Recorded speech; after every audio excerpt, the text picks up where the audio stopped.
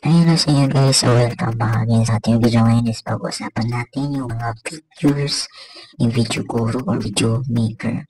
So yun na natin is yung AI art, which is pwede kayong mag-edit ng parang anime style or AI art ng mga image or video. So yan, makita nyo dyan yung mga animated art or mga AI art. And then next naman natin is yung HD Enhance or AI Enhance.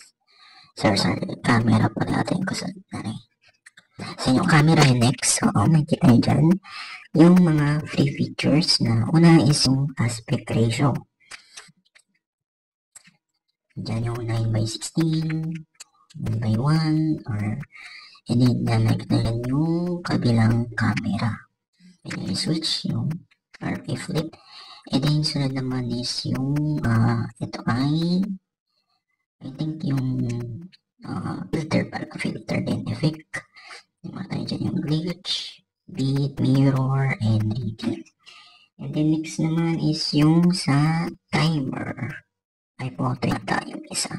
Tapos timer, and then speed yung so pwede din kayo mag-add ng music dyan. Ayan. And then next naman natin is yung Explorer. Ayan. And then, ayan, tapos na pala. Tapos na ba? So, next place yung sa pag mag-add na kayo ng mga videos. So, pwede kayo mag-edit. And then, meron din dyan yung material.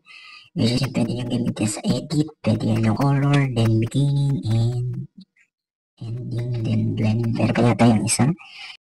So, meron pa yung isa guys. And last.